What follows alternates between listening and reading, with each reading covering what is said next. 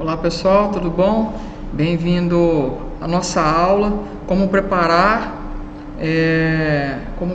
o terreno, né, ou como preparar uma planta para começar a fazer um projeto de irrigação. Existem vários métodos, vários softwares e eu vou demonstrar aqui nessa aula duas metodologias. Aquela que você vai utilizar o Google Earth e aquela que você vai utilizar o software TrackMaker, que é normalmente muito utilizado para descarregar mapas através do uso do GPS. O pessoal aí costuma ter GPS, então nós vamos demonstrar como gerar curvas de nível e preparar esse mapa no AutoCAD e deixar a planta pronta para começar a fazer um projeto de irrigação. Vai existir várias ressalvas, mas acreditamos aí que você goste dessa aula, ok? Bom, nós falamos aí que vamos começar aí a melhor planta, ou seja, a melhor planta topográfica ou plano altimétrico, que é o que a gente chama para fazer um projeto de irrigação. Quem é que pode fazer a melhor planta para gerar um projeto, para fazer um projeto de irrigação? O topógrafo. Esse cara, ele é habilitado para fazer esse trabalho e entregar para a gente que faz projetos de irrigação a melhor planta. O que a gente está tentando fazer, o que a gente está tentando mostrar, são métodos alternativos que não tão confiáveis quanto uma planta feita por um profissional da topografia, ok? Eu nunca vou substituir e jamais quero ser ousado aqui em falar que a gente vai conseguir fazer algo melhor que um topógrafo. Então nós vamos fazer aqui, vamos tentar direcionar algo, porque nós sabemos que existem vários lugares do Brasil onde muitas vezes você quase não tem profissionais desse próximo, mas também quando se tem profissionais há uma pouca valorização por parte dos clientes, ou seja, o produtor rural, os clientes muitas vezes não querem pagar pelo serviço de um profissional para fazer e acaba forçando as lojas de irrigação, as casas de irrigação a ter que buscar essas alternativas paliativas com o uso de com o uso de GPS, com o uso de drones, com o uso do Google Earth aí para tentar fazer um mapa paliativo. Então o que a gente vai tentar demonstrar aqui é como usar esses dados paliativos aí, tá bom? Bom, uma das coisas que você já deve conhecer aí é o GPS. Ele apresenta vantagens e desvantagens e aí ele tem uma boa precisão. Eu vou começar aí pelas vantagens. Ele tem uma boa precisão para o perímetro e ele tem uma boa precisão para posicionamento geográfico. A desvantagem dele é que ele é péssimo para altimetria, porque depende das condições meteorológicas, né? Porque aí a pressão dentro tanto do altímetro, que é um aparelho exclusivo aí para medir altimetria, ou quanto para o GPS, as medidas dentro dele convertidas de um barômetro, tá? Existe um barômetro dentro do GPS e ele converte a medida dele para medidas métricas, tá? E esse barômetro ele está instalado também em aviões com maior ou menor precisão, mas o importante você saber é que o barômetro ele também depende das condições climáticas. Quer ver o exemplo? Quando você está utilizando o GPS para poder fazer o perímetro da sua área, você dá uma olhada no altímetro ou na altimetria marcada ali, ou no desnível marcado ali, ou a cota marcada ali em relação ao nível do mar. E quando você vai em volta do perímetro, quando você retorna para o mesmo lugar, acontece que muitas vezes o ponto ou a cota que estava ali, ela já teve uma pequena alteração.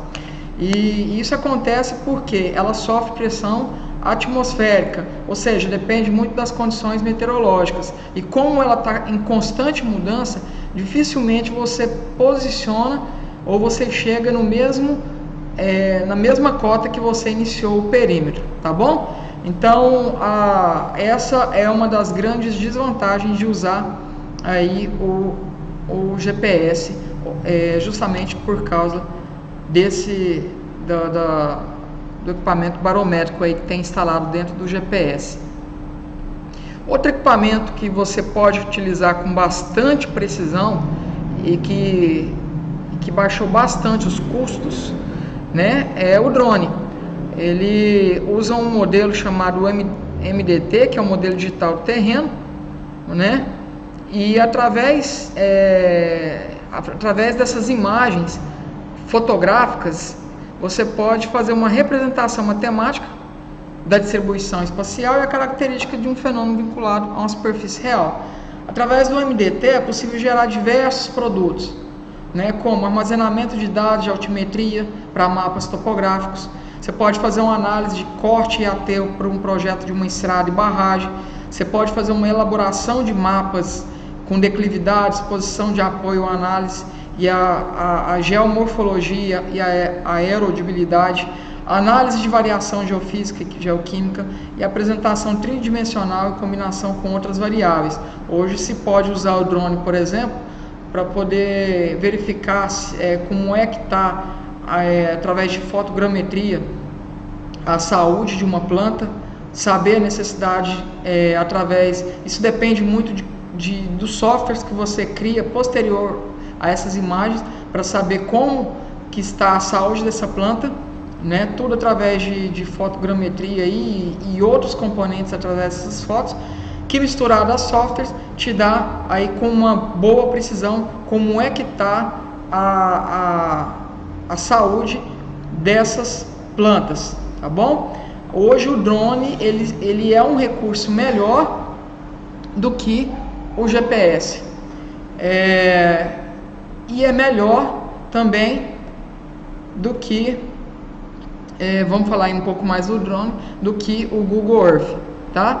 Para essa representação de uma superfície real no computador, é indispensável a criação de um modelo digital, podendo ser por equações analíticas ou por uma rede de pontos, na forma de grade de pontos regulares ou irregular. O que pode calcular em cima do drone? Pode calcular volumes, áreas, desenhar perfis, secções transversais, gerar imagens sombreadas ou níveis de cinza, gerar mapas de declividade e exposição, gerar fatiamento e intervalo desejado e perspectivas tridimensionais, tá joia?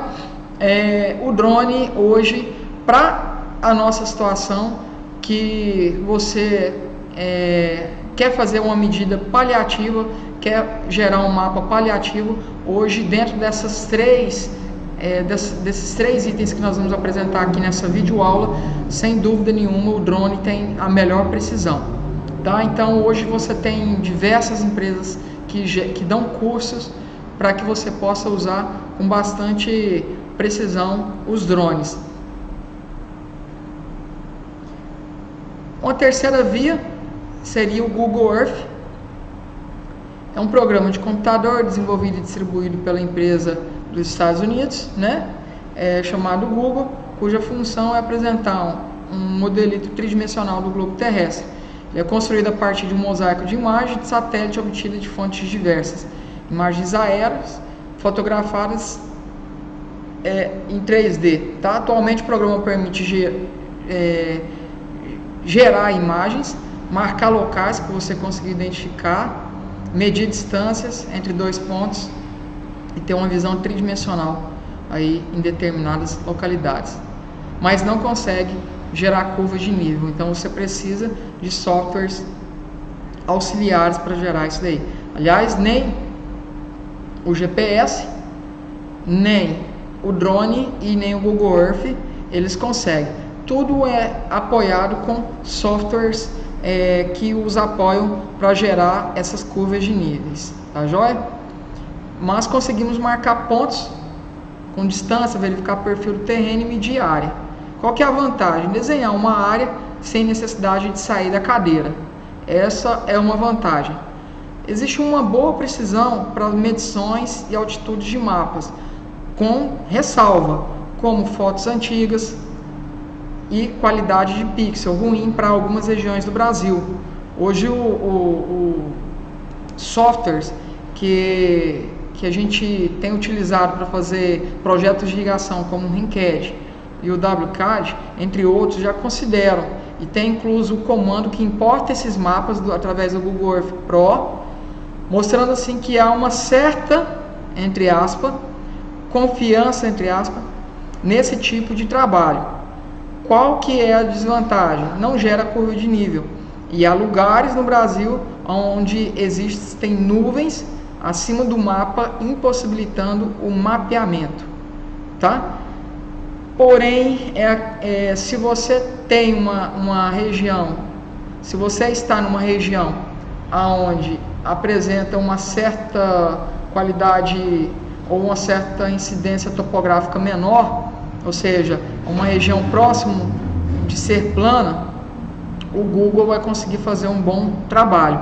Assim também como o GPS vai conseguir fazer um bom trabalho. Quando você tem áreas de desníveis muito altos, há uma recomendação que você faça, que você meça esse desnível posterior antes de entregar o projeto final, antes de fazer o cálculo e a entrega do projeto executivo para o seu projeto de irrigação. Ou seja, se você está numa região onde há desníveis íngremes, nós estamos falando aí acima de 15 metros de desnível, já aconselho que você utilize, nem que seja pegar aí um altímetro, GPS, conferir esses dados e posteriormente até para ter uma garantia real, você contratar um topógrafo. Se você não tiver dinheiro para você contratar o topógrafo para fazer o plano altimétrico total, pelo menos coletem 2 pontos ou 3 pontos, aonde você consiga ter o ponto mais baixo, um ponto intermediário e um ponto mais alto. Assim você consegue garantir o cálculo hidráulico para que você não erre no cálculo da bomba, tá joia? Porque o maior problema de se calcular uma bomba para projetos de irrigação é justamente esse, é a diferença entre o ponto mais alto e o ponto mais baixo. Pode ser que você tenha que fazer correções hidráulicas para os PNs, né, que é o que a gente chama de pressão nominal, que você vai ver aí mais à frente, sobre qual que é o momento exato de você, porque quando você tem boas curvas de níveis, você consegue com exatidão a hora que você tem que mudar para o PN 40, ou seja, pressão nominal 40, pressão nominal 60, pressão nominal 80 e por aí vai. Quando você tem uma escala precisa de curvas de níveis, então você consegue gerar um cálculo hidráulico muito mais perfeito quando você coloca curvas de níveis precisas. E acontece que quando você não tem isso daí, você talvez não tenha essa exatidão, mas pelo menos você não erra no cálculo da bomba, tá? O que é uma curva de nível? Eu usei aí um exemplo, olhando pela parte de cima de um mapa. Aqui são curvas imaginárias que você pode ter precisão de acordo com o que você quiser dentro do seu mapa. Aqui é uma vista de uma propriedade rural, onde cada curva dessa está sendo representada de 1 em 1 metro. Mas essa curva pode ser representada de acordo com o que você quiser gerar na hora que você está gerando a sua curva de nível. Aqui é uma vista lateral de um perfil de uma serra ou de um morro ou de um aclive, aonde essas curvas de níveis elas estão aqui imaginárias também, mas mostram para você quando você olha de cima para baixo e quando você olha pelo perfil do terreno, o que significa essas curvas. Então elas não existem aos nossos olhos, mas elas podem ser geradas de metro em metro, de 2 em 2 metros, de 5 em 5 metros, ou de 10 em 10, ou de 20 em 20 metros, ou de como você que está desenhando prefere escolher. Mas ela é aqui a tradução da vista aérea para a vista lateral. Então as curvas de níveis, elas medem, na verdade, essa posição do declive do terreno. E por que você tem que criar elas? Vou repetir, que é para que você tenha um cálculo com precisão na hora de gerar as curvas de níveis, tá? Por que isso daí? Tem terreno que você, por exemplo, você tem uma subida linear de baixo para cima, ou seja, ela é constante. E tem terreno que você sobe e depois fica plano a parte de cima do seu terreno. E isso altera completamente os seus cálculos hidráulicos para gerar essa curva de nível. Tá bom? Aqui nós vamos mostrar, para gerar essas curvas, nós vamos mostrar aí 2 ou 3 programas, o Google Earth Pro, o Topocad, o GPS Visualizer, e também não está aqui o desenho, mas nós vamos mostrar também o TrackMaker também, para que você possa gerar essas curvas de nível, tá bom?